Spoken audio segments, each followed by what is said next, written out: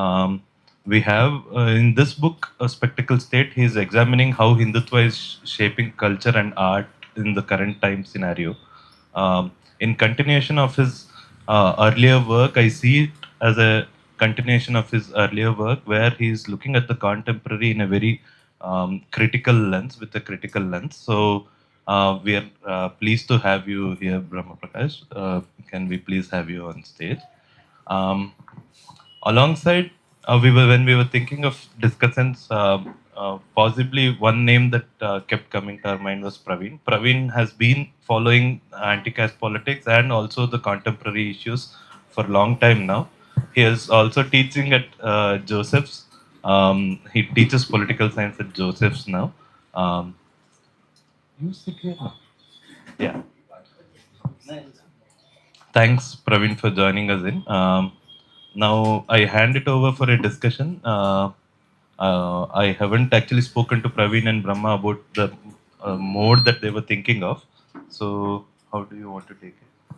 So, so what Brahm said was that I speak for about 15 minutes, 10, 15 minutes, and then he will respond, and then we can open the floor for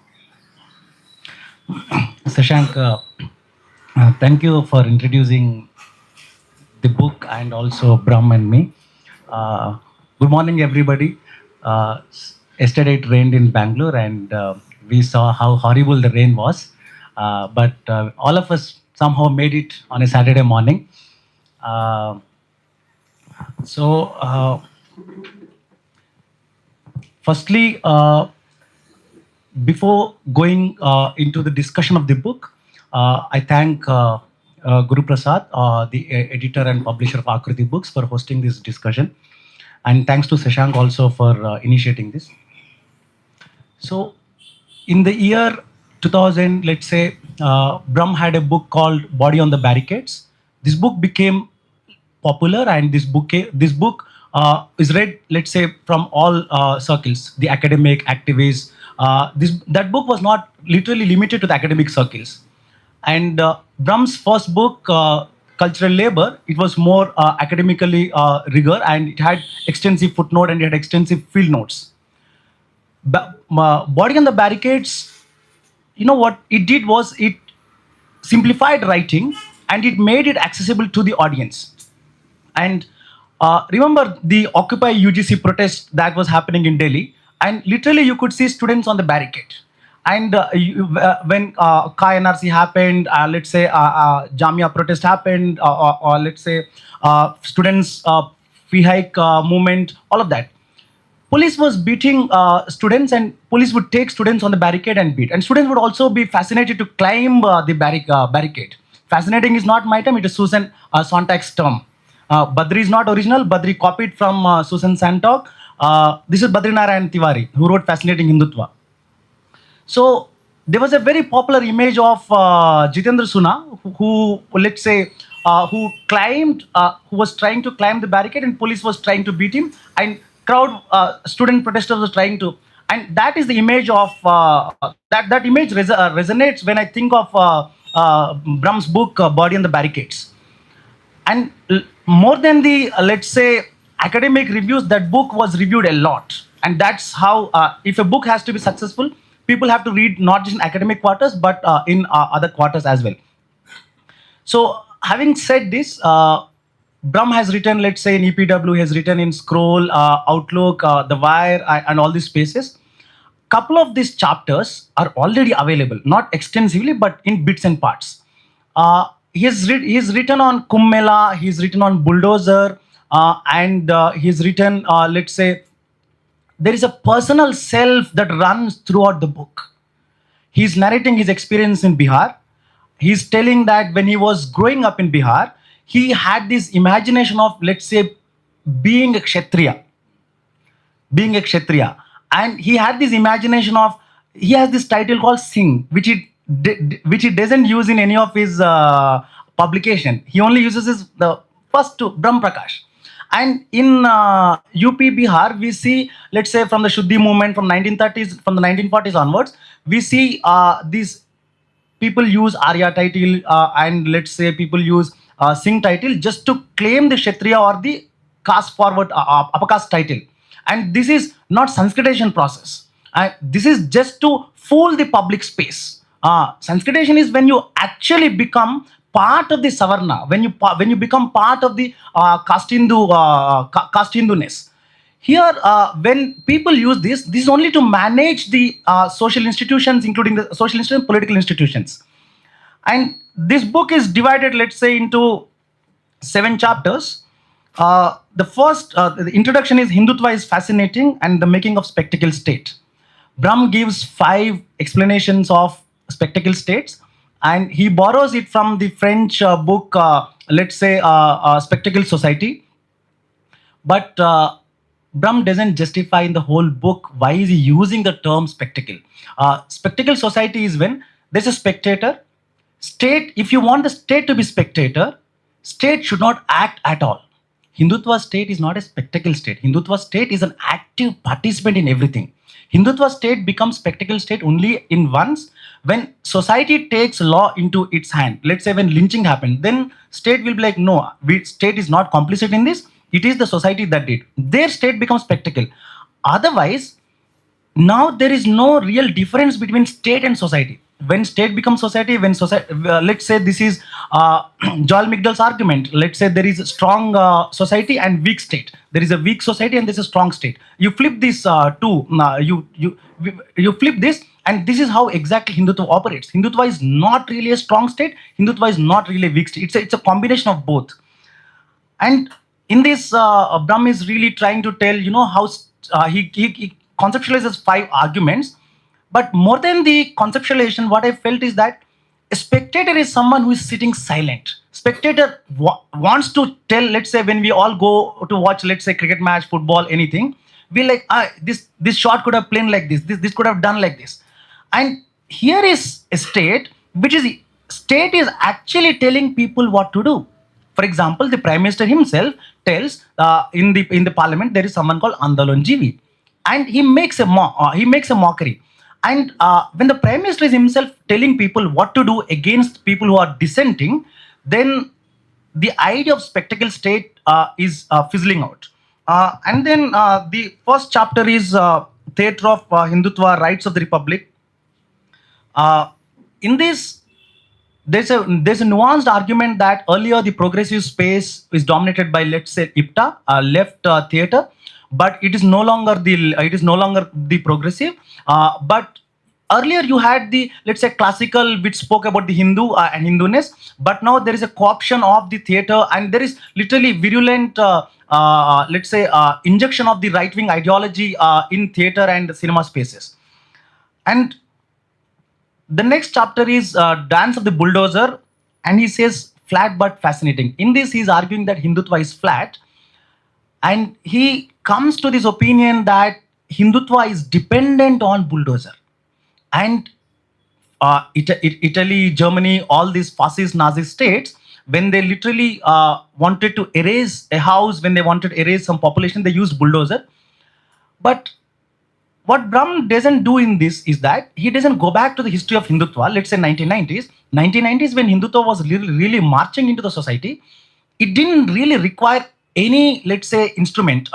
It only had Rath Yatra, and a sickle and hammer were the, let's say, these are working class instruments.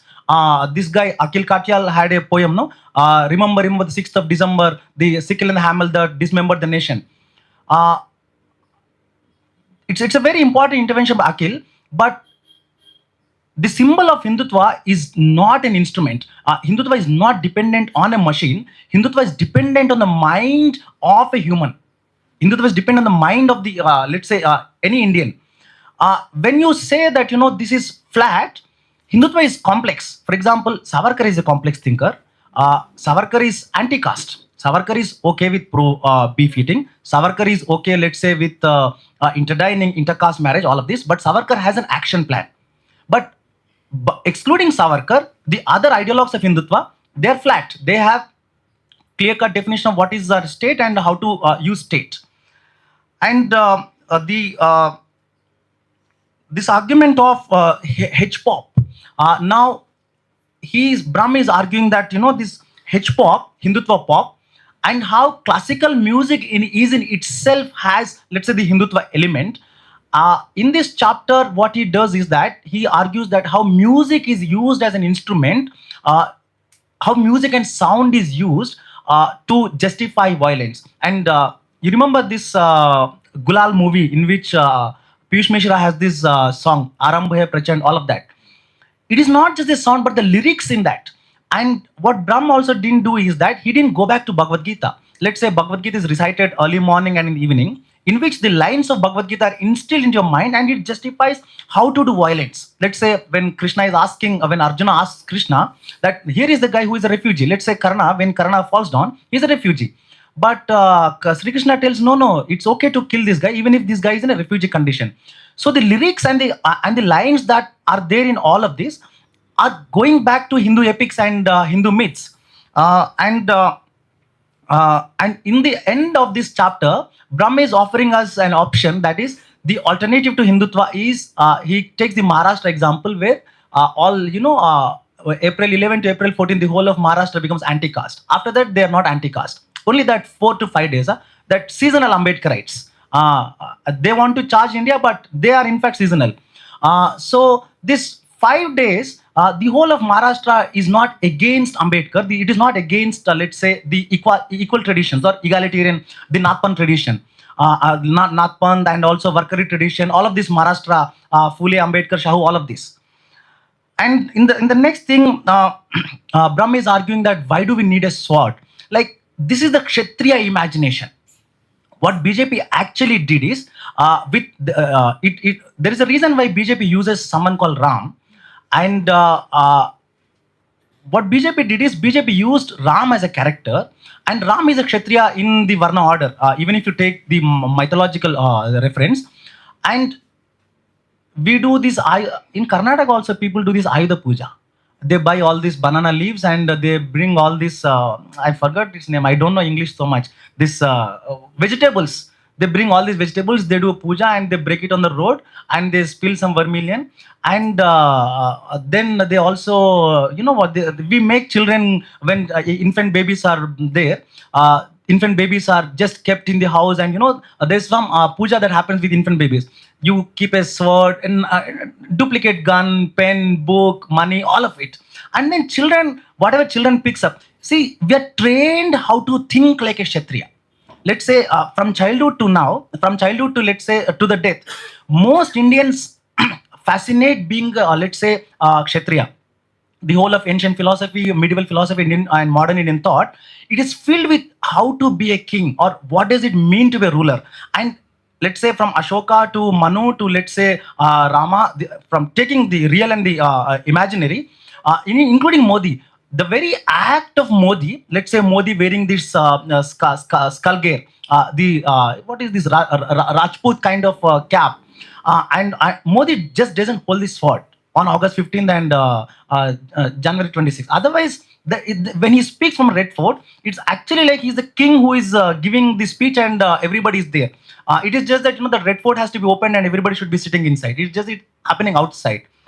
And Brahm argues that how sword is becoming an instrument of caste, and each instrument here the Shudra body is taken as a labor body, and he comes close to using Kanchaila's argument. Let's say in page 130, let's say in this, so let's say this sword is the, he argues, taking cue from Ambedkar, he says that sword is the weapon of the counter-revolution. He argues Hindutva is the counter-revolution. And he rightfully brings in the Mandal movement, wherein he says Mandal movement was a kind of revolution. And he also is taking cue from John Race. John Race argued that 2014, 19, 24, this is a revolt of upper caste.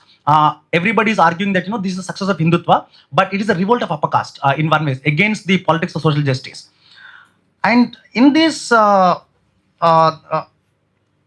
he also argues that how we exhibit weapons. Let's say in mostly UP, Bihar, Haryana, you see on the backside of car, people exhibit gun, Sidhu Moosewala, and gun, and also some kind of Rajput. Even if they don't belong to army, they will say Rajputana regiment, all of this. And it's a social status that people have.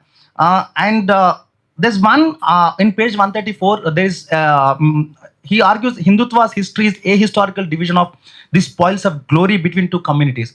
So here, even if it is there, even if there's a conflict between the Rajput, Kshatriya, let's say, and the Brahmins, they have a convenient way of reading history. The very fact that you say ahistorical, they will be okay with this. For them, it is like, yes, yes, we are happy to be ahistorical, but we are united. So I think this is something to be reflected upon. And in this section on vision of the sword, Kanchaila has this book called Turning the Pot, Tilling the Land. And I wish you could have used that argument here, a vision of the sword. And the Kshatriya or the Rajput is not making this sword. He only knows how to use it, let's say in a battlefield, or let's say to kill somebody. But from iron, how does it become a sword?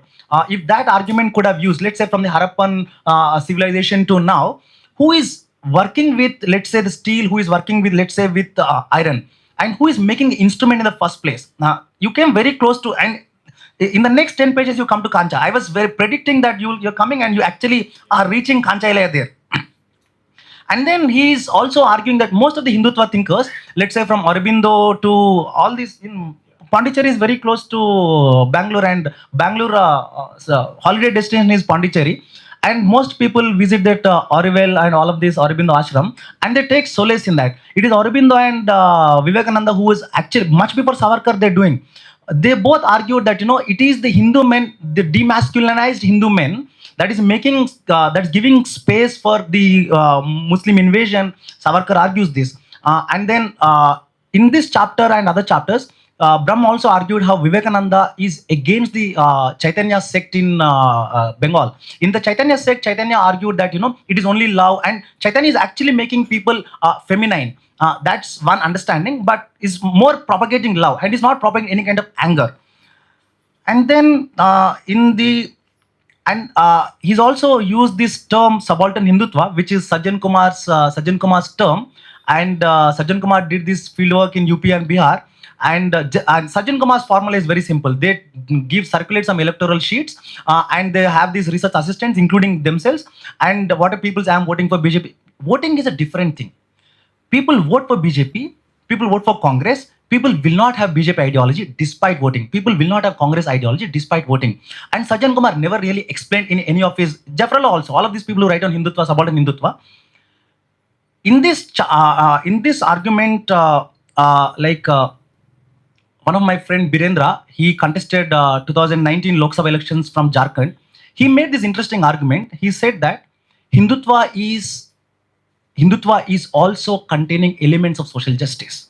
So if subalterns are with social justice, if subalterns are with Hindutva, there's a reason why they are. It is because there are fault lines within us. Therefore, let's say the MBCs, EBCs, and also the Mahadalis, they vote for BJP. They don't carry BJP ideology.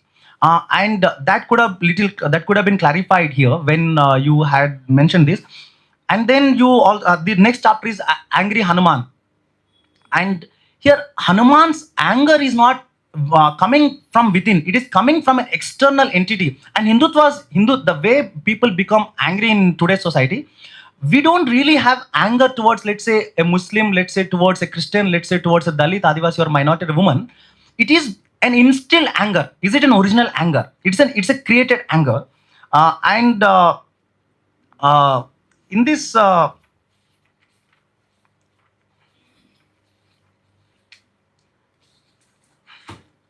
and the next chapter is like under the mosque and the scale. I don't really need to explain all of this, because Brahm argues that there is something called scale, and it is the scale, it is the effect of scale that makes people, he argues about conspiracy theory, and he's also arguing how people are, let's say, dependent on, let's say, under the mosque there is a temple. This is a very popular Hindutva ideological argument. But let's take Barrister Owaisi's argument. I wish that could have been replicated, that lines could have been repeated here. Owaisi himself argued this, that he said, if you erase the mosque, you will get a temple. If you erase the temple, you'll get, let's say, a Buddhist shrine. This is the exact case with Saket. What we see is Ram Temple today. Earlier it was earlier in the same place you had Babri Masjid, and even in, let's say, the chariot of Krishna, Hanuman is sitting there in the Bhagavad Gita, and in Advani's Rath Yatra also, it is Advani's Rath Yatra that essentialized Hindutva.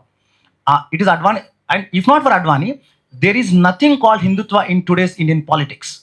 And when you also mentioned this revolution and counter-revolution, if Advani is counter, the revolution is coming from, let's say, Bamsev, it's coming from Arjak Sangh, it is coming from, let's say, Karpuri Thakur, Jagdev Babu, all of that. And the next, the last chapter is the frozen meat. In this, he is arguing that how in Delhi, one incident, let's take from Akhlaq. From Akhlaq to Pehlu Khan to, let's say, Muhammad Ishaq, there is a deep consensus among people that, if you eat anything that is non-veg, you are contaminating the Hinduness. And Brahma is arguing that, people get a sense of, let's say, fascination, or let's say people justify after lynching the blood flows, and after lynching the body is dismembered, body is, let's say, body is separated, and people are literally smitten by how lynching is happening. And Brahma is describing all of this, and then in this whole argument, what Brahma is doing is this. James Scott has this book called Seeing Like a State, in which James Scott mentions that any state will not speak to the social inequalities, any state will not speak to the social hierarchies, it will be justifying social status. Hindutva is also doing the same.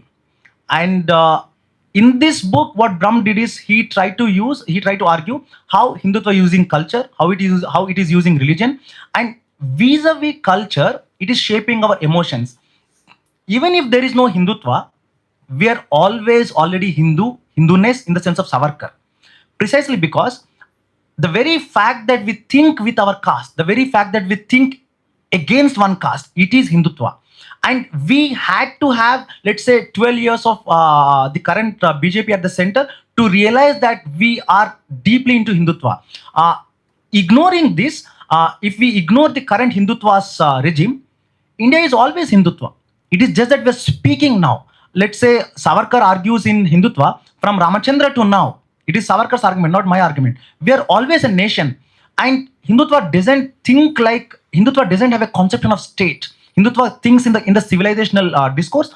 And currently what Hindutva is doing, it is actually shaping people's thinking to think in the Hindu civilizational terms. There are contested arguments on civilization. Kanchayala is one among the key, let's say, critic of Hindutva from 96 to 2020, from 30 years. Taking this book, the only lacuna of this book is that this book tries to speak on the state, but it doesn't really justify how to think with the state. But otherwise, culture, music, and even when people are killed, when houses are erased, it's a brilliant argument from Brahm that when Hindutva, let's say, when bulldozer justice is happening, people take it as an erotic moment. And that is the perverted thinking in Hindutva and Indian society. It is very true that lynching didn't really begin now. Lynching was always there in the Indian society. It is just that we're speaking about it because there is a group of people, there are a bunch of intellectuals, activists, academics and all, who are trying to think. And the argument of, let's say, Satish Deshpande and some people who argue that, Muslim has become the new untouchable. Muslim will not be the untouchable. Muslim will be the political untouchable, and we are fascinated with having an untouchable category, And Hindutva is also creating new forms of untouchability, and despite that, we always negate the historical process. Otherwise, this book is a very good read, and I made notes, but Brahm and I decided that we should tone down our arguments so that it's accessible for everyone. Uh, Now the floor is. Do you want to respond or should we? Yeah, so thank you so much, Guru Prasad, for organizing this. And especially, I would like to thank all of you. Feel really humbled with your presence in the very morning because I was also feeling that should I go or not to go. But again, I did not have option. You people already had that option not to go come. But thanks for making for this event. And Praveen, thank you for reading the book and engaging with the book. So first, I would like to give you an idea about the way I have written the book because, we both are from JNU and this discussion keeps going on and will keep going on. But to give you out the layout the book, the way I have written, the way I have thought about the book, one was that whenever I was reading about Hindutva, it was always about it is happening somewhere else. It is not about me. It is about somebody else. It was happening in Gulbarga. It was happening in somewhere in Hyderabad, in Bangalore, or maybe in North India.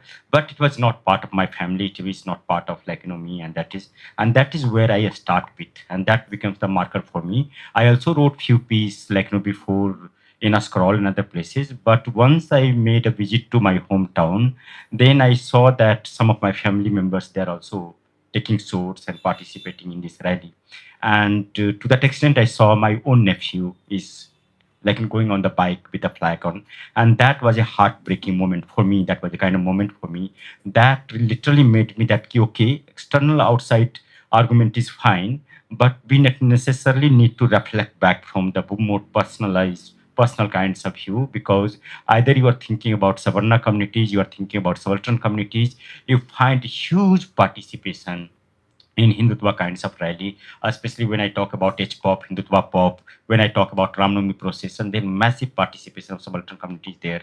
And then how coming from Bahujan subaltern community, one need to discuss it. So one, there was also apprehension from even Bahujan intellectuals to talk about this material. But again, there was also apprehension from Savarna intellectuals to talk about this material. And it was always the argument was about it is happening somewhere else. So let me read out because my book is largely about reading out. It is not about many times I don't understand many complicated political theories. But again, let me read out so I think that will.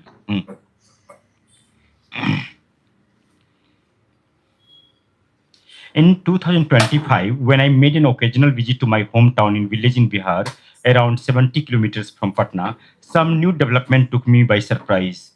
I was stunned to see new spectacles around the Ramnami festivals. Banners, flags, and posters were adorning the roof and poles of local market. I come from nearby Patna, but again not from Patna, nearby market, nearby town, but it's called Bakhtiarpur.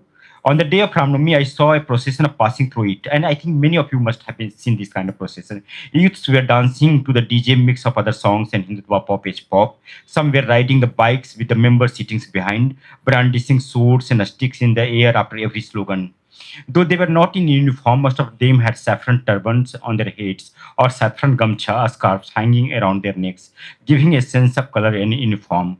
They were so much into passion. There were a lot of passion. Some of them also had goggles to mark this new fashion. Though there were no display of anger as such, some of them were already wearing the images of angry deities on stickers. Some were proudly displaying T-shirts with resounding Bajrang syncing sound, visual, body, and words together. It was a sign that Hindutva has arrived in the town. But why the surprise?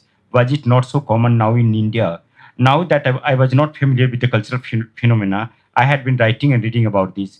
But I had this weird assumption that this was all happening outside in the states ruled by the Hindutva right.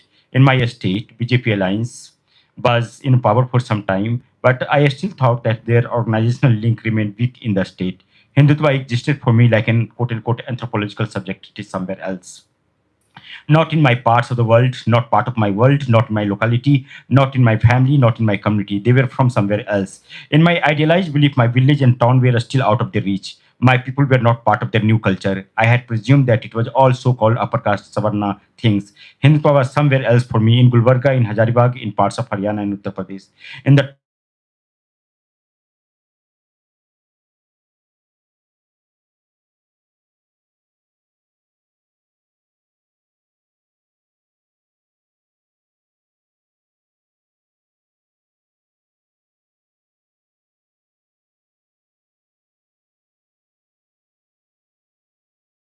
rebellious culture, including competitive masculinities, to make some kinds of caste assertion. Sometimes Hindutva brings them together on the common ground of hating Muslims and cultural nationalism.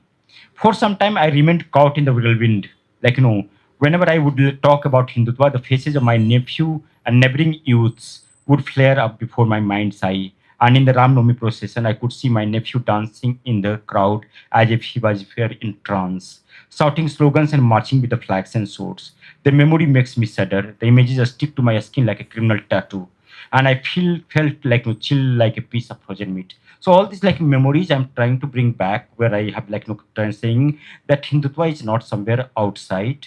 And second argument I'm making, that it is largely, you had very ideological discussion about Hindutva, that whenever you think that Hindutva is coming through some ideology. So you have here you have all these people that I'm talking about. They have never been to RSS school. They have never been part of any RSS organization. They were never part of any time part of BJP party. They were can fight against the BJP, they can vote against, they can kill each other to that extent. But when it comes to Hindutva culture, they were very much part of these kinds of similar kinds of ecology, and that is what was troubling me. Just one more, yeah, and then the scene that I witnessed in my hometown left me disturbed for days. For some time, I did not want to hear anything about this cultural phenomena. I did not want to talk about it. I felt helpless. I was often tempted to go and confront my nephew and other youths from my village. Do you know what you are participating in? What you are chanting in the name of slogan? What you are calling in the name of song? What you are doing in the name of religion? I wanted to shout. I wanted to yell at the level of their slogans. After this incident, writing anything on this topic becomes also personal for me. And I think that is what I'm saying, that one, that we need to understand that we are talking about Hindutva ecosystem, and whether you hate it or love it, we all are part of that. So whether you are saying that even for Muslim communities, they constantly, because it is implicated, this ideology, this practice is implicating you, so you are not necessarily out of that. You cannot be out of that. And therefore, whether you are this side or that side, we are becoming part of that kinds of ecosystem, the sound system, the sonic system, and that is the argument I'm trying to make beyond ideology. Second argument that I make is very much related to this, and again I would like to read out, and that will give you another kinds of opening. While growing up in the village in the North Indian state of Bihar in the 90s, I was almost fascinated by Hitler. Yes, you are reading it right. The same Hitler, the German Nazi leader who led the Holocaust. But back then, I had no idea who Hitler was. And I will explain it. Who Hitler was, what he did, and what he was doing in Bihar, and what exactly he was doing in my locality. My fascination perhaps came from some popular rhetorical saying, "Beta ho to Hitler jaisa." In my parts of the world, there was a whole saying, "Beta ho to Hitler jaisa," son should be like Hitler, and that was enough for me to get fascinated by Hitler. So I draw a lot from Susan Sontag argument, where she says that it is not about necessarily you get ideologically convinced, but many times you have things that is happening at the level of a spectacle that really fascinates you. So Hitler was fascinating me, not necessarily I was part of any Nazi party or I was fascist in that sense, but he was the figure of fascination along with Bhagat Singh. So one side I was worshipping Bhagat Singh, other side I was worshipping Hitler. And that was the contradiction I'm trying to talk about in terms of popular psyche and popular kinds of folkism in which we are thinking about ideological implications. Hitler Dadi, Hitler Amma, Hitler Father, Hitler Masters were commonly used for anybody who was strict or authoritarian in their nature. What else was there to know? I later read about the First and Second World War in my school textbook. Though I could not make much sense of what I read, my appreciation for Nazi leader Adolf Hitler and fascist leader Mussolini grew further. The stories of kings and heroes were a history for us. Their epic battles, their heroic deeds, their valor, their masculine portrayal, their pride and honor, their life struggles, their divine births and deaths shaped the events for history for us. So the way history was taught to us, and that was king winning, king capturing the fort. That was the history for us. So that elements were already there in some kinds of cultural repository. Hindutva is just trying to anchor it. Ram Navami was there. I have seen that Ram Navami also happening without Bajrang Dal. Now Bajrang Dal is going and just adding one song. You already have this Kavar Yatra with some kinds of flags. Now they are just adding some like Tiranga or some Hindutva kinds of flag. And then you find a very different kinds of result where things become a spectacle. So one way I'm talking about a spectacle is something that is coming at the level of a stage. So my idea of a spectacle state is not just thinking in relation to a state. A state is one, like, agency in that sense, but a spectacle a state is also about a spectacle a stage where things are reaching beyond the points in excess. So things were there, like the cultural phenomena, that those cultural reflexes were there. It is just getting anchored out in a different ways. And then I talk about to how to, like, then if I am trying to discuss these cultural phenomena or this, like, aesthetics process, then what should be our ground? And they I discuss not through the ideology, not through the text. I discuss through the object and image that is almost surrounding us and that is almost imposing on us. So bulldozer becomes one figure. So if you go to many parts of PP now, then bulldozer is not about bulldozer a machine or tool, and I'm not expert of that. Bulldozer become an artifact to that extent, like, bulldozer is becoming a toy. So you are going to buy toys and you can get bulldozer toy for your children. And you had recent example where a young girl child was giving bulldozer toy to Adityanath Yogi. How to read this image? Same way, bulldozer condom is getting sold. You have, like, a whole bulldozer artifacts across, like, channels. So how to read this image? So for example, bulldozer procession is happening. Bulldozer is getting garlanded during the marriage. Newlywed, like, couples, they want to stand on bulldozer and have selfie. So how to read this fascination? So how bulldozer? I'm not talking about bulldozer as an object, but when bulldozer is able to acquire some different kinds of feeling, when bulldozer is acquiring some different kinds of contact and attachment, where you are thinking bulldozer is some kinds of artifact, some kinds of aesthetics object. And then I would like to read short parts, one small parts from bulldozer to give you an idea that how I'm trying to read bulldozer, and then what, like, Hindutva politics or these kinds of politics is doing to object. So objects are acquiring a new kinds of feeling. Monuments, we already have, like, lot of monuments, but the new kinds of a statue making, huge scale, grand statue making, it is becoming some kinds of a scaling. So that is what I'm talking about. So a scale was there, but now it is about a scaling, that it is becoming part of the mobilization. It is about the grandized, like, monumentalization, that is becoming the part of that kinds of thinking. So let me go to bulldozer parts and would like to read out some parts.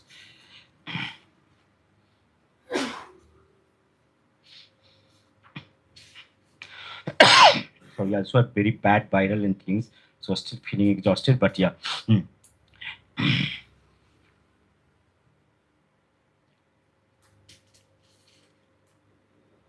Yeah. So I will just give you example, very empirical examples I'm giving. I'm not making cooking of these stories. This is the way it is happening. Bulldozers are appearing at political rallies and birthday celebrations. People are offering them as a wedding and birthday gifts. Bulldozer toys are popular among the kids. A report says that bulldozer pitchkaris, water guns sold like a pitchkaris in Banaras during the Holi. Leaders ride bulldozers. Couples are gifted bulldozers in mass weddings. People are having tattoos of bulldozers. So young people, like, Gen Z, one Gen Z that we are discussing, there are also Gen Z who are having, like, whole tattoos of bulldozer as a part of some kinds of fascinations. Bulldozer cranes are used to unfurl the national flag. Bulldozer are getting a royal welcome by the Hindutva followers after destroying the homes of minorities and marching in the tune of messianic proportions. Again, the bulldozer, a massive macro machine masquerading as a model of industrial development, and there are popular songs about bulldozer. So, for example, you have, like, Dinesh Lal Yadav, who is, like, MP, member of parliament, but he also writes Bhojpuri songs. So he has, like, song, popular song, very popular song in Bhojpuri, Baba Ka Bulldozer, about Adityanath Yogi. So he has become bulldozer Baba. You have bulldozer Chacha, bulldozer Mama, bulldozer Baba, and that is the fascination I'm talking about. That what is the fascination that you have, that you can name your Mama bulldozer, and you like that. So it is not about, like, naming because he's a violent person. So it is two things are happening here. One, that bulldozer is very destructive machine, so you like that destruction. It is a very flat machine, so you are also liking the flatness. But so that is one side that you really like the horror of bulldozer, and that is what Susan Sontag will talk about when she is talking about fascinating fascism. She is saying that how horror becomes the point of fascination. So when I'm talking about, like, fascination, these are the fascination I'm talking about. Lynching is a horror, but lynching is becoming a fascination. So you want to have a selfie. So it is not just about killing, annihilating one body. It is also having selfie, then uploading that on YouTube, adding some kinds of song text, and then dancing on that. So what is this fascination? And therefore, I talk about lynching as an art installation.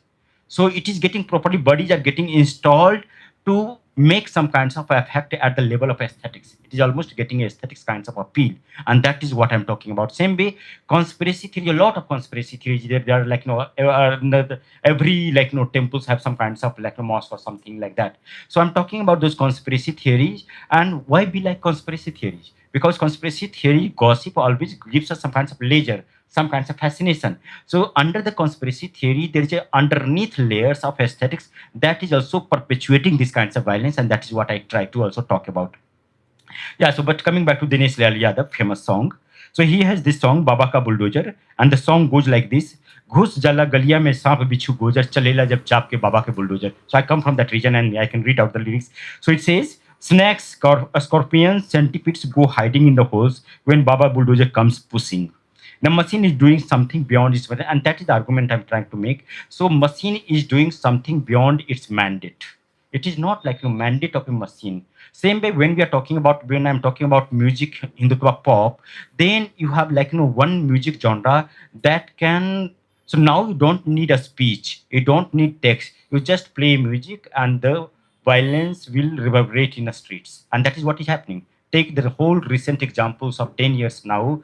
They were just playing music. What was the music? H-pop. It is full of insightful lyrics. You just play that music, and there I make this argument that many of those people who are participating, huge crowds who are participating in this music, they are not necessarily are ideologically inclined to Hindutva. They like music. To that extent, I also like that music. Some of those music are really so appealing. It has such a kind of catchy tune that whenever I go to participate in see some of this procession, I feel that I am getting trance. Leave them. I feel that I am going to get in trance. So that is the remarkable appeal. That is the remarkable fascination that first takes your body, and that is my argument. Yeah, I am saying that no, one part reading is that you are thinking through ideology, but I am saying here first we get somewhere becoming part through our feeling, through some kinds of fascination, through some kinds of dance moves, they will say vibes बढ़िया मिल रहा है. So it is about vibes. First we are becoming part of the vibes. You may get ideologically inclined or not. That is a next story. That may happen or not happen, and therefore this whole cultural subfields cannot be reduced to one way of reading is the ideology. That would be more Raymond Williams kind of reading. Other would be more Althusser kinds of reading. They will say that this is all ideology. But so I'm talking about, then I talk about like Kumbh Mela. So you have a spectacle of Kumbh, massive festival. Now it is you are trying to make some kinds of record around the Kumbh. But I give example of like many of my friends and family members were really critical of the Modi government. They will say that कुछ नहीं कर रही सरकार, बस सब कुछ बर्बाद कर दिया है. In the night they will plan to go to Kumbh. When they went to Kumbh, they were really fascinated. नहीं, योगी ने बहुत कुछ किया. And these are the fascinations. So once you are seeing the spectacle, you really almost surrender yourself to with some kinds of willingness. So it produces some kinds of willingness. It produces some kinds of emotion that you are not necessarily always able to produce or make some kinds of connection through very rational choice or rational argument. And that is one that I'm trying to talk about. And then I think, I have so coming back to Parveen had many questions, and I think we will do that. Yeah, so I agree with you that one point that where I'm saying I'm saying a historical in terms of some kinds of rhetorical things, but that could have been under quote. A historical could have been under quote. So I was making a rhetorical kinds of connection, but that has gone beyond quote, and therefore that you are getting that reading, and many of those Kancha comments that of course we can discuss a lot of layers.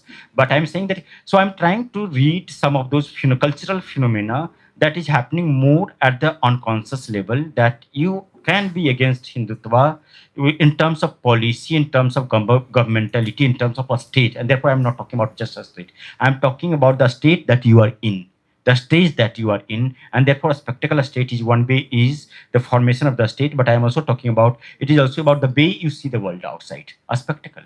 It is the way that, so you become the spectacle state, you become the vigilante, you see the world through those kinds of lens. So I hope that I'm able to give you some kinds of gist of no idea of the book. But it has 8 chapters where I am talking about image and object. Bulldozer is a object, but bulldozer also acquires some kinds of image. Bulldozer acquires feeling. Bulldozer becomes part of your organ. that you can see that okay, when bulldozer is destroying somebody's home, then I make this argument that almost it goes at the level of some kinds of libidinal erotic feeling for like many people. I have like interviews, same way Hindutva pop is playing like that. So now you also have very ethnographic kinds of interviews and like data that suggests that this is because maybe it's also about like Hindutva anxiety is about anxiety of manliness, that you could not produce that kind of manliness, and perhaps you are substituting or contracting bulldozer because you cannot perform that way, so you are still giving that kinds of like your sexual kinds of things to bulldozer, that perhaps bulldozer can play better than me. And I think that is the connections I'm also trying to draw. So hope I was able to make some connection, but thank you Parveen for like bringing. Thank you, Brahm, for reading out from the book and for giving this vivid description and explanation. Feminist literature has argued the self, and Dalit literature has argued the self. In Hindutva literature and on against Hindutva, there are very few arguments which begin with the self, and Brahm is doing a very interesting thing. He's speaking about himself, he's speaking about his relatives, nephew, and he at points he also mentions the word you. It's referring to the reader, and the reader is very much part of Hindutva. That's very good. I just have two questions. I just want to highlight, and then we can take. In page 91, you argued that Hindutva is a poor fascist. Can Hindutva be depicted as a poor fascist? And in page 204, you argued about monumental desire of the subalterns. Can this be conflated with the scaling of the monuments, let's say like the Ram Mandir, Statue of Equality? And then in the submission part, like when does one submit? The current day submission to Hindutva is it is coming out of, let's say, inability to do anything. Let's say from 2012 to 14, there was a very strong campaign by media which categorically argued that all these social justice parties in Uttar Pradesh, they are up to no good. So therefore, we need the replacement, including this current day, all these India Against Corruption and Bharat Jodo, Yogendra Yadav, all of these people. These are the very people who actually spoke against politics of social justice. And these are very people who spoke about equality. And these are the people who are responsible for giving legitimacy to what is called as Anna Hazare movement and bringing Aam Aadmi Party and then giving the whole platter to BJP. So what is this idea of submission that people are going through now? You can address it now, or you can take it later. Can Hindutva be a poor fascist? Yeah, so I will answer that one. And that one only, and then we can take questions. Yeah, because I don't think I have a very clear, substantial answer for the second one.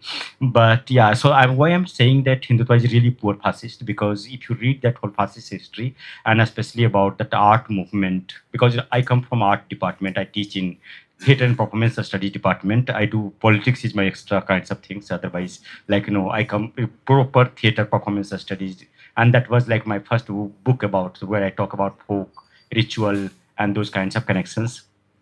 Why I'm saying that Hindu was a poor fascist, because you had debates around materials in art, futurism was a very strong movement that supported fascist at a point of time, and they had this whole vision that we would need to have some kinds of movement at the speed of flight.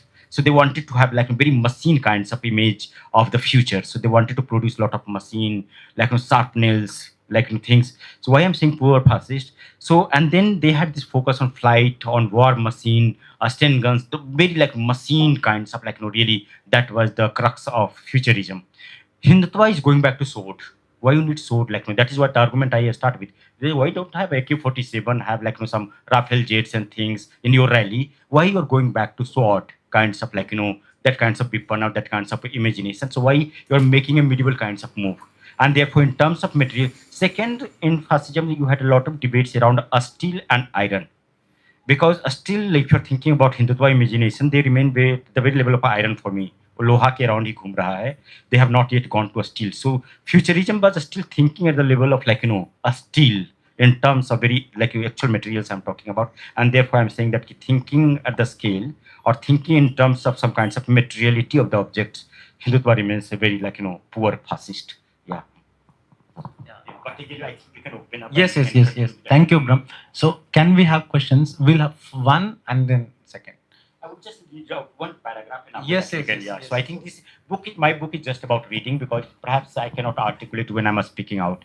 I do some kinds of lyrical writing, and the lyrics only comes when I write. So I am not a kind of like a poet who recites in that way. But when I write, it comes in some place with my some kinds of like another kinds of connections. Yeah. So I talk about sensation of the sword, and that is the fascination I'm talking about. So sensation sword, when you take sword in your hand, then you also get some kind of sensation. You feel like kshatriya. You feel like doing something. You feel like so. And this I will share you again my kind of personal story. The sensation of the sword immediately reminds me of my reaction of my classmate, Muhammad Arif. He was my classmate in bachelor days. We both were doing Chinese study that time. But whenever there was a reference to the king and Rajput, Arif would flex his muscle as some mysterious energy entered his body. He believed that his family converted from Rajput to Muslim at a point of time. I also realized that he was not acting, but his body was really getting a special sensation with the very mention of Rajput, Kshatriya, and swords. And this is not the one example of Arif or my friend Arif. It is, I'm saying that when you take some kinds of weaponry, then weaponry also creates some kinds of sensation in your body. It becomes part of a stickness. It become get a stick to your body. And therefore, in later chapters, I talk about angry Hanuman. And there I talk about clothing and fashion. So it is like angry Hanuman is not just an image outside. When you own that image on your bike, when you put that sticker somewhere, then it becomes part of your skin. It enters your skin, and that is the argument I'm trying to make. One way of thinking about Hindutva is that Hindutva is subverting music, Hindutva is subverting your popular culture, Hindutva is taking out everything. Other way I'm making this argument that how music is providing a new space to Hindutva that Hindutva could not never have entered. With the music, with the stickers, Hindutva are able to enter the senses, the skins that Hindutva could not have entered with the ideology, with those kinds of writing. It is with the new culture, with the new fascination, Hindutva has almost entered into our food, in our domestic spaces, in our to our skin, to our clothing, to our uniform, to our imagination and senses. In that way. Thank you. Sorry, yeah, for taking up that. Thank you, Brahm. We'll open the floor for questions. Yeah, I can just speak because we're too small. So my question comes from the space of a private citizen, where, like you said, I think we all recognize that Hindutva is not something out there. You know, it's there in their blood, in the families we are in the schools we send our children to, workplaces, everywhere. So I want to understand in this context, in terms of talking about a response, where we want to build a public sphere that is different. And for those of us, I think, who believe in, for lack of a better term, I'll call constitutional morality and certain values of the preamble. If we want to build a public sphere like that, it's very difficult, and there is no like immediate hook where we are even able to kind of negotiate in that private sphere or talk to people and or challenge like very things where, like you said, it's not as if somebody is coherently ideologically formed and not talking, but there's a set of loose tendencies and we don't know how to counteract that. So I want to ask you, where do you think our challenge can begin? And also, how do you read a moment like the CJP protest? Where do you think it destabilizes the power of that spectacle at least a little bit? Does it rather than Can you pick one Yeah. one more? Uh, Thank you, sir. For Oh, the thank you. book. My God, you are okay. And I mean, I have this question related to how the book will be read, how the book will be perceived, especially amongst the liberal academia. Because, and this question is coming to my mind because the genre in which you have written the book, the self, where a Bahujan self is, which is vulnerable as far as this question of Hindutva is concerned, and you are opening up that whole self for some sort of interpretation, reading, which liberals will even inevitably do. My fear is that when there is this liberal academia which is trying to, in a way, hide their own self, not opening their own self, and theorize this question of Hinduism and Hindutva, where Hinduism is already part of the larger Bahujan subaltern community. That has been the argument for long, and they don't open their own self to investigate their own households, their own families, and so on. So I mean, this is my. I'm sharing this with you. I'm also sharing that vulnerability of being studied by the liberal academia. And is there enough theoretical guarding in the book which will not allow that easy reading for the liberal academia? Yeah. So this is my larger. Because there is this already good Hindu, Good so Hindu and bad Hindu, yeah. yeah, so that thing is happening where Hinduism is separate from, and Hinduism inevitably falls upon the Bojan community. So within that light, why will I am not comfortable in opening up my world for interpretation and study? It's very related, so I'll just add. Yeah. So I also had noticed this difference in the self, the writing self, from cultural labor to spectacle state. There's a marked difference in how the self is writing itself, right? Because in cultural labor, it was more of the post-subaltern studies, post-Dalit studies sort of self that is looking at the Dalit Bahujan community as a political actor. And as it comes here, it is more nuanced in a way, and also like just got mentioned, also opens up to a lot. Not 2012 onwards. Sorry, can you not hear? Not from 2012. It is from 1992 itself. Yeah, of course. When you see Anand Patwardhan's documentary, it was started from there. So how does this differs from 1992 to from 2012 onwards? That is Yeah, so it's a difficult questions, but let me try to answer.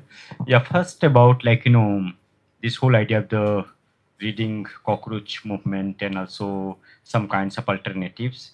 So and that is what yesterday we had discussion at Champaka, and I was almost I'm going to repeat perhaps the same answer, and that would be that see this we are talking about some kinds of cultural processes, and we are talking about so even we are talking about the appeal of the music, same music with the same kinds of I will say loudness and assertion. If you go to Maharashtra, people are able to completely put the music in a different way. So you have now Ambedkarite DJ.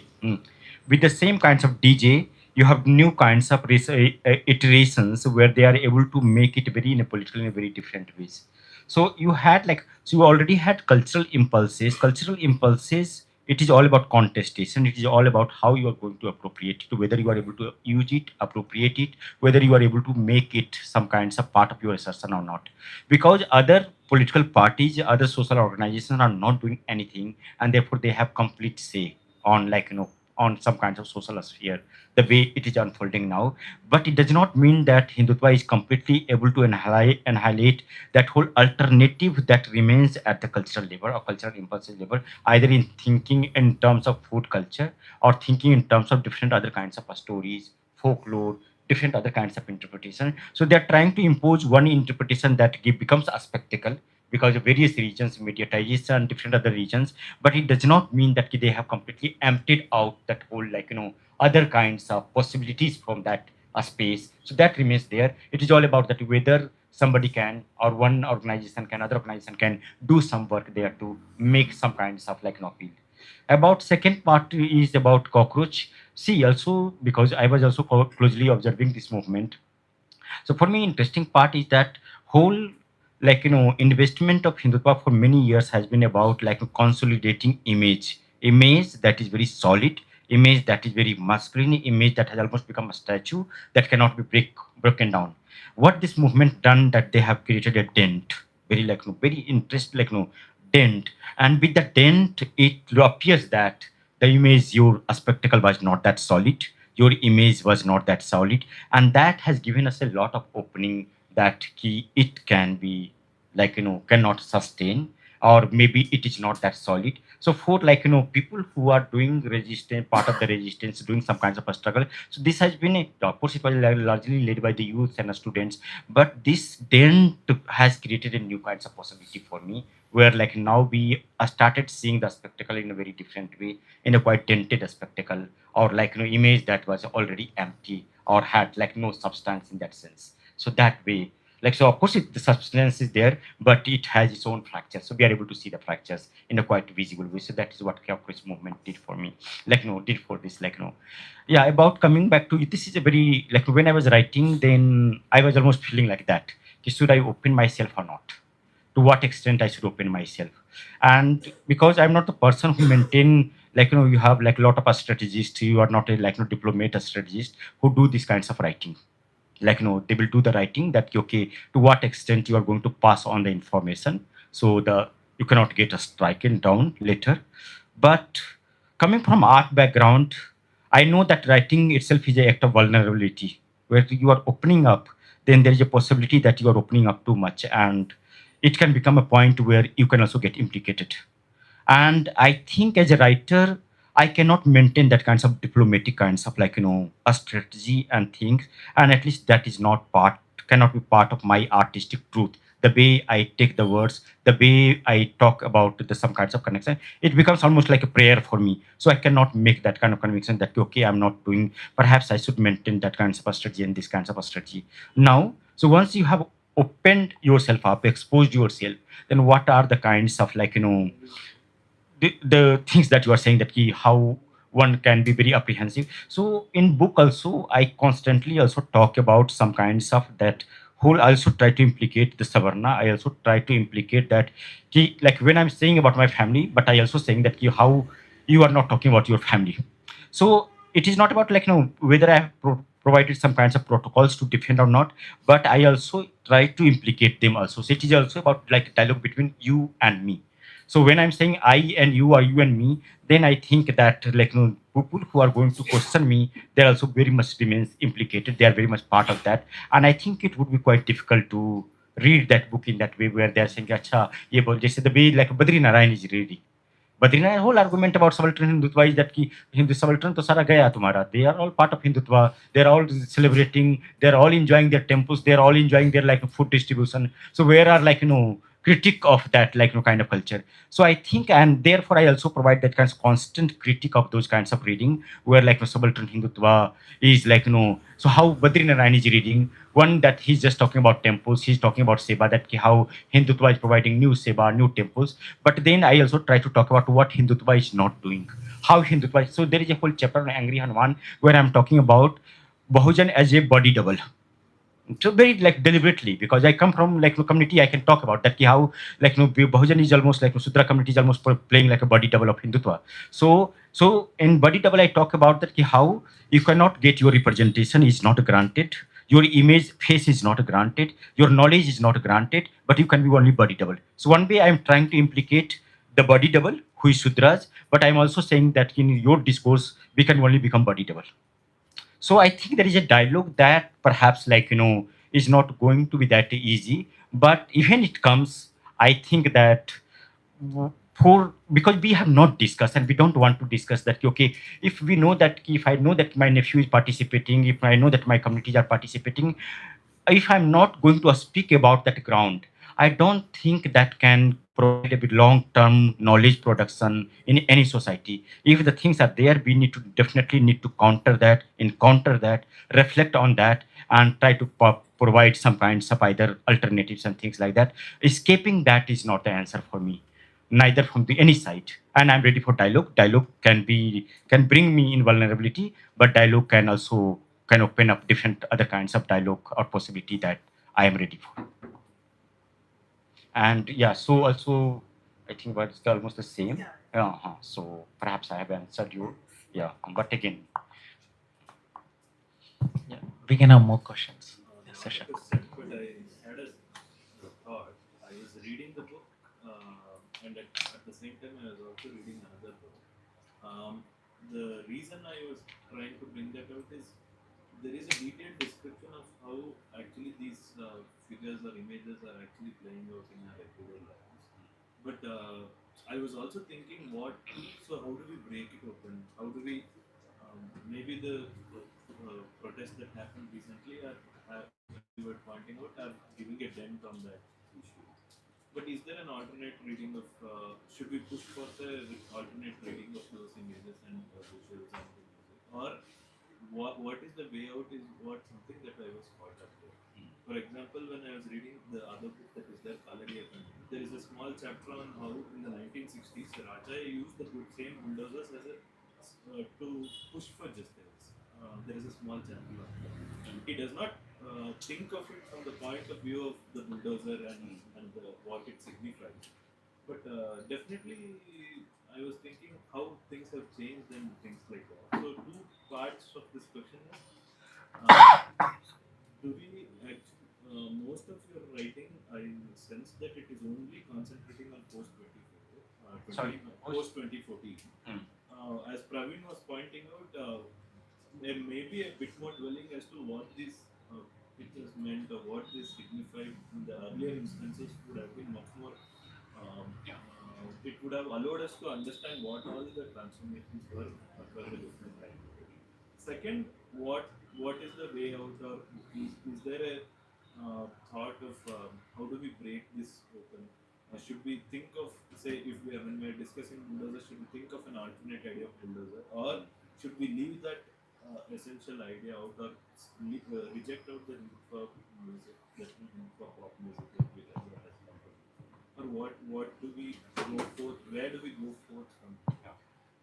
Yeah, so of course, yeah, so see, I'm also a scholar, and we all are thinking in the same way. We all are trying to look for alternatives, and not necessarily I have like no alternatives in many ways. So one is that it is also about co-thinking, co-imagining the possibilities in a new ways, co-imagining together, working together. Yeah, but you have a right point. So, for example, when I was talking about one that see bulldozer has a longer history than like maybe one reference that you are giving is perhaps not enough. Very term bulldozer was used first time as a term against bulldoze the black. So it was like very racist term from very beginning. So it has etymological sense also. So bulldoze was the term used a long time back in America to kill black, and that was the like whole and lot of references that will go other side, and therefore bulldozer still acquired some kinds of feeling or some kinds of history or embodiment that will be very violent in a very in historical sense in that way from international scenario also. But maybe one two references one can. But yeah, why we keep thinking about bulldozer or anti bulldozer? There can be another object also. There can be another possibility also. And in fact, if I can write my next book, and if I finish that book, then that is where I'm talking about working on alternative imagination. And so, for example, a very fascinating, like not to use the term fascinating, that has become really horror here, but yeah, interesting book that has come from Maharashtra by Yogesh Maitra, where he Ambedkar, the Sonic Imagination, and there he's talking about different kinds of Sonic imagination than Hindutva. So maybe that is like Sonic imagination is not there at the level of Hindutva, the way Hindutva gets propagated, but Sonic imagination through Ambedkar and that way he's providing that whole many of the artist, poet. So that provides one kinds of things. Then I was thinking about whether we can have alternative erotic imagination in the same way. The way Hindutva is able to provide very idea of the maleness, conquering ideology and things like that. So I'm working around those themes, and that can be where I will also try to trace some kinds of history back. And without history, that would be quite difficult because these two books are largely coming about largely contemporary context, and therefore you see a lot of things, or maybe the missing history that you have pointed out there. But again, that was also the focus of this book. Third point that I had, yeah. So I will again. So the next things that I'm working on is about again image object, but more about thinking about some kinds of alternative that may not be at the level of a spectacle, but that can be level of the very minimal that is part of your everyday life, but that creates a new kinds of vision, new kinds of possibility, or new kinds of engagement or engaging in that sense. So if I finish and if I write, then perhaps you will find the answer. But yeah, that is, I think, any answer. We have. Yeah, sorry. Yeah. Thank you, Brahm. So Prashant and then yes, I Prashant. have two small questions. First is I was reading Guru Sarakai's book on everyday social.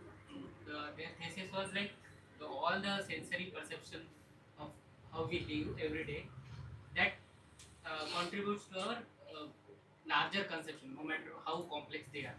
State, democracy, maitri, so on. But those come from very personal, like hearing, voice, taste, and so on. So I was thinking, since you were talking about being in that vibe, being seeing, feeling, sensing.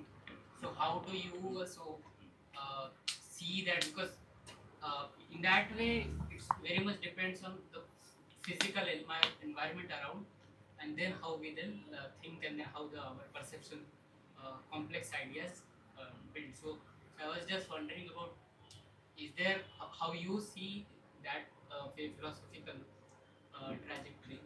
The small second question was, since I'm a lawyer, and we are being taught in the first semester that law is it has a normative understanding, it's impartial, unbiased, and so on and so forth. How do you see law in this spectacle state, where such kind of spaces are being, where bulldozer is being celebrated? How do you see a law as an artist? Because I'm a lawyer, I have very different understanding of law. How do you see law in spectacles? Yeah. I think my question is slightly related to the first question.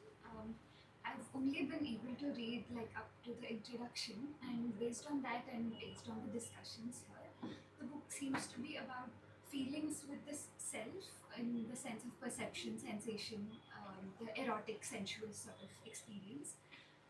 But also taking from what Praveen mentioned of instilled anger, and wondering if you're also interested in seeing how the feelings circulate between people. So does it go into then how does that rage get converted against someone or towards someone, or does that, or for instance, how does love get established towards something and hate get established towards something else? Are you interested in those, Yeah, that kind yeah. of circulation? So let me start with that one also only.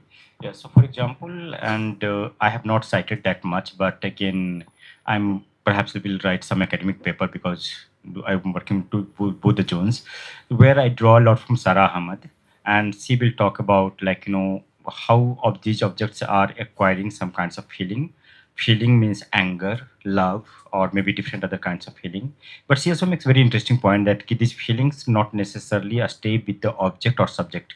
It is a part of the contact and circulation. And only it becomes feeling when it is getting circulated, because then it will can feel like angry. Unless it is not circulated, then like what is the point of like getting angry? And that is has to be displayed, that has to be demonstrated, and that has to be circulated. So whole idea of a spectacle is also about a spectacle is about circulation, economy, that whole economy of like appearance. So it is unless you are making a part of the circulation or appearance, it is not going to work. So definitely it is a part of circulation where it gets more articulated, objectified, and consecrated in that way.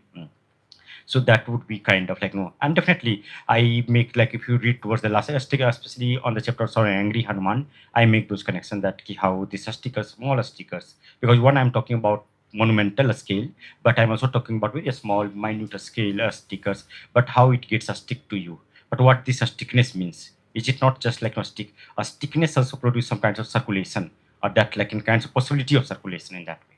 So that perhaps may be coming indirectly, maybe not that way visible. Coming back to your questions about like first was about like reading through Sarukai and like perception senses. So that way one say that okay, everyday life is like informing the way like senses perception is working, and what happens when everyday life is itself is colonized or implicated in that way, and then that is what you see that.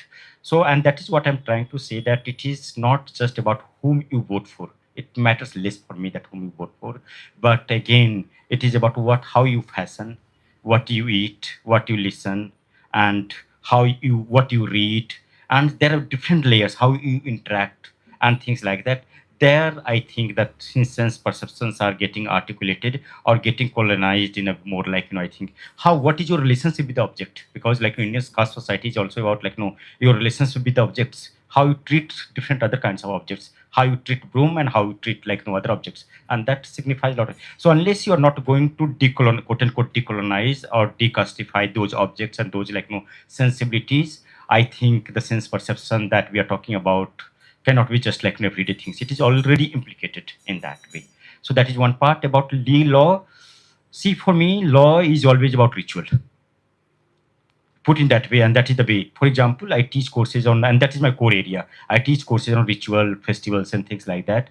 And if you find like right, the translation of right in any Indian language for that matter, then it should be nearby law. So name, vidhi, kaida, kanun, right, and ritual. name Vidhi, Kaida, Kanun, Vidhan, and all these things. That would be some kind. So you already have some kinds of very embodied kinds of articulations of law in those very ritual kinds of paradigm. And then that becomes right becomes the site of your service, many kinds of condition and things. And therefore the law, the way you teach, or maybe the way you articulate, for me it is already has been ritualized contracting in a society.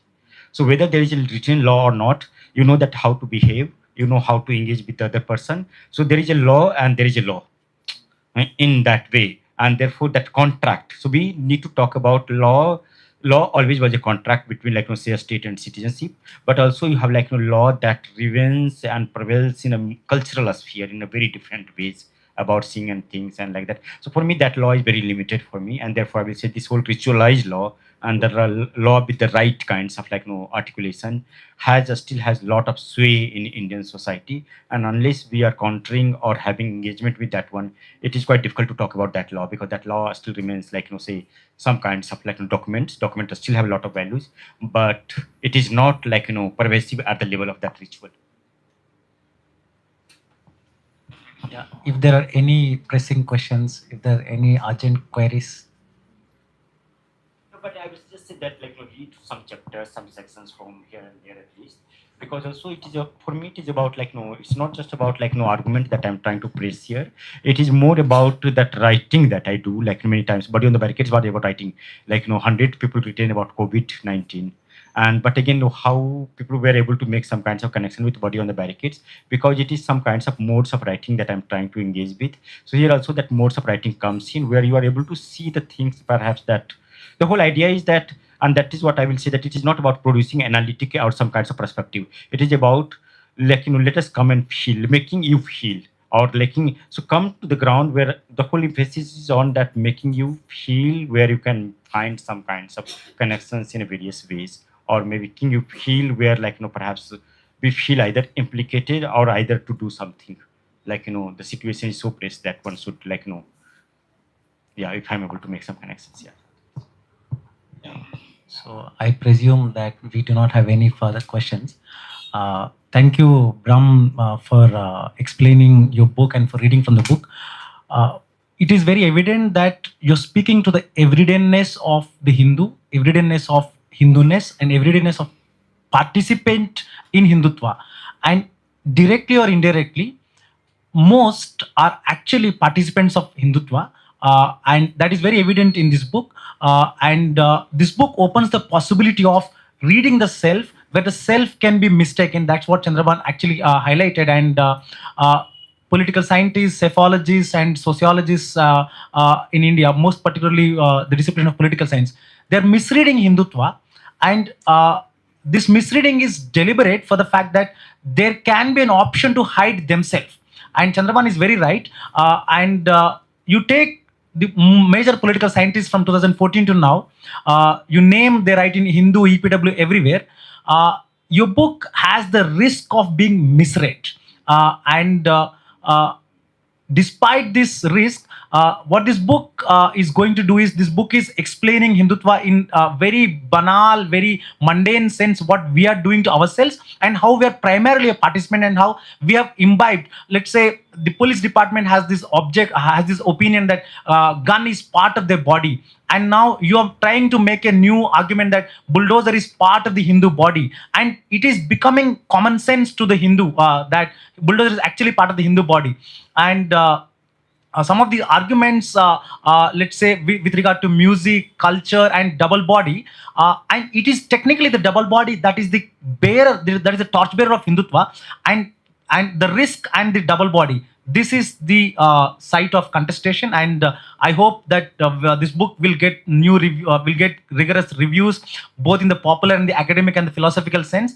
And I hope this book will be read, and you will write another rejoinder to some of these arguments, if possible a book, or if possible article. Thank you. Sorry, just I could not answer your questions. Actually, missed it. Yeah, so you're right that it is after 90s and things. But again, Hindutva, when Hindutva is becoming a spectacle, some kinds of so that was still happening at the level of some kinds of process and ideology and things. But it is some kinds of bombardment, new kinds of opening, that happened in a recent years. So that is what I'm trying to trace about. So not necessarily I'm going back to history, except some references here and there. Otherwise, like no, that is my reference. Thank you, Sashank and Guru, for hosting this.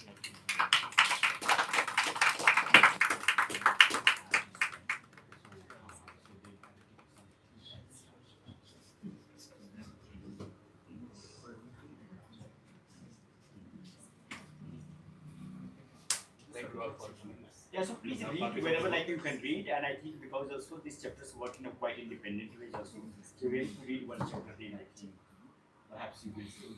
And this is also about like whether that is what my argument is that whether you are part or not. But the whole idea is that we are so implicated that we all are thinking about those kind of things in different ways. So I think we should be able to take some time.